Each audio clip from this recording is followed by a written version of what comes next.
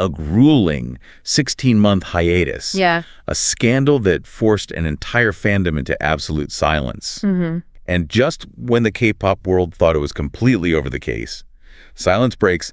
Today, we are looking at the ultimate comeback story. The biggest one of the year, honestly. Oh, absolutely. So, welcome. Join Eric and Minji as they ride the Hallyu wave, uncovering the biggest K-pop comebacks, shocking industry controversies, and major K-drama updates. From internet-breaking rumors to historic chart milestones, we dive deep into the world of Korean entertainment. We really do. And today we have a lot to cover. We seriously do. So for today's deep dive, our mission is to unpack this massive headline that is like literally everywhere right now. Right, his first words headline. Exactly. His first words, Kim Soo-hyun breaks silence. We're going to examine the official agency statements, the actual police reports, and of course the explosive fan reactions to his return. Because the reactions are very, very divided. They are. But we're also catching up on some massive news from the BTS and 17 fandoms today, too. Right, because it all kind of connects, you know? It really does. So let's just get into it. The entire industry was just, like, paralyzed when this dropped. We're talking about the YouTube channel Hover Lab. Also known as Garo Sero Research Institute, yeah. Right, them. They claimed that top actor Kim Soo-hyun dated the lead actress Kim Sae-ron. When she was a minor. Yes. Yes. Before she tragically passed away at age 25. I mean, the fandom emotion was just, it was shock, complete shock. Understandably. I mean, when you have a scandal involving a top-tier visual like Kim Soo-hyun, and you add the sensitivity of a deceased star, it's volatile. Oh, 100%. But, you know, the facts finally came out. So on May 27th, his agency, gold medalist, they finally broke their silence. And what did they say? Because they were quiet for a while. They were, but they came out and stated that the KakaoTalk conversations released by Kim Sae-ron were completely falsified. Wait, like completely fake? Entirely. They were proven to be altered to frame him. But honestly, that's not even the wildest part. Oh my gosh, what is? So, you know the audio evidence they played? The recordings of the deceased actress? Yeah, the ones that sounded exactly like her. Well, the police investigation found out that her voice was entirely fabricated using AI technology. I'm sorry, what? Yeah, it was a complete AI deepfake.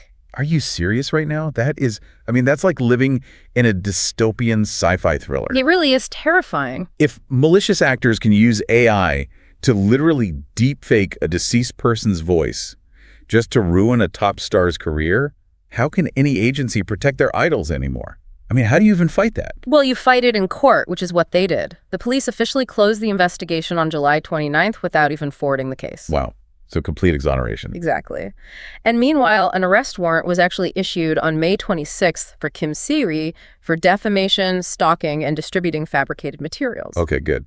Because that is just vile. It is. And, you know, it really brings back what Kim Soo-hyun promised at that tearful press conference a year ago. Oh, I remember that. He was so emotional. Right. He said, "I will not ask for your belief. I will definitely prove it." And he did. He actually did it. He kept his promise. But I mean, he won the legal battle. But wait until you hear the multi-million-dollar fallout hanging over this comeback. Oh, the financial hit is just staggering. It really is. We'll get into that in a second. But real quick, if you love staying updated on your favorites, make sure you're subscribed to StarScope K-Report.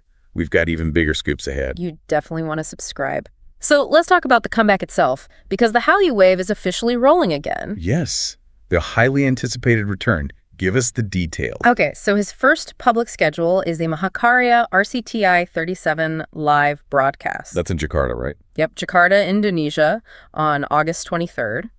And after that, he's doing a massive fan meet for the brand bench. Oh, in Manila. The Hour Forever With You event. Exactly. On October 2nd, they are expecting like 20,000 fans. That is huge. And, you know, he did this promotional video for Bench, and his first words were so emotional. He just looked at the camera and said, "I've missed you all so much." Which is heartbreaking when you think about it. It really is. You can just feel how much he wanted to be back with his fandom. Yeah, but, you know, we have to look at the factual reality here. It's not a total all-kill just yet. Right. The fallout. Let's get into the fallout. Yeah, because a 16-month hiatus, that causes massive financial strain. Advertisers actually filed damages estimated at around 10 billion won. 10 billion. Wait, that's like what, $7 million? Roughly, yeah. For example, the outdoor brand Eider, they initially sued him for 2.5 billion won. But he was innocent. The whole thing was an AI fake. Why is he being sued? Well, the court recently recommended a settlement of 400 million won, basically just for the returned modeling fees. That is just so unfair. I mean, his whole K-drama schedule got messed up too, right? Completely. His upcoming Disney Plus black comedy series, Knockoff. Oh, the one with Joe Boa. I was so hyped for that. Right. Well, filming for that was suspended indefinitely back in April. Ah, that is so frustrating. But you know what else is frustrating? The domestic reactions. The K-nets. Yeah, it's very divided. It is so heavily divided. I mean, looking at the Korea Times comments, it's like two different realities. And, just as a disclaimer to you guys listening, we are staying strictly impartial here. Completely neutral. We're just looking at how the public is processing this. Right. So on one side, you have this really sympathetic comment from a user named KDrama.ilfan, and they wrote this beautiful thing about not judging fragile souls and choosing mercy over condemnation. Which totally makes sense given the tragedy of Kim Sae-ron passing away. People are grieving. Exactly. But then on the flip side, you have iFans and K-nets clashing. Like this one K-nets user, Kaori. Oh, I saw that comment. It was brutal. So brutal. They called his fans vile. And they literally accused Kim Soo-hyun of narcissism and said he was fake crying. Right. Well, this split really exists because when a cultural tragedy mixes with a scandal, public grief demands a target. Even if the evidence proves innocence, the emotional narrative just takes over for a lot of people. It really does. It becomes a court of public opinion instead of actual facts. Exactly. But, Kim Soo-hyun isn't the only one dealing with intense public scrutiny right now. Let's look at how other massive fandoms are stepping up to defend their biases. Oh, yeah. Coming up, the shocking move by BTS that had their entire fandom cheering. I cannot wait to talk about that. But first, let's talk about the 17 enlistment drama. Ah, yes. Pledis dropped the notices. They did. And for anyone not caught up, Sungkwan and Dino are headed to the military band. Which is pretty standard. Right. But then we have Mingyu.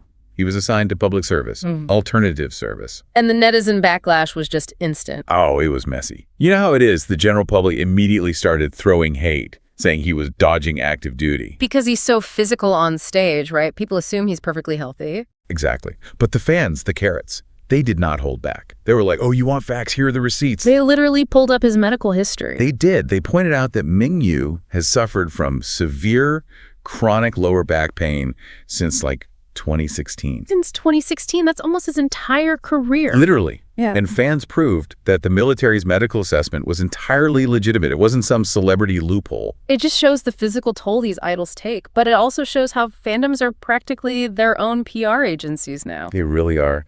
And speaking of fighting back, we have to talk about BTS. Yes, the Busan concert situation. Okay, so this is another story of idols just completely refusing to sit quietly. Right. So during a live stream, BTS members RM, Jimin, and Jungkook actively called out the price gouging of accommodations in Busan. It was so iconic because, hotels were jacking up their prices abnormally just because the ARMY was coming to town. Standard corporate greed, honestly. The fandom tax.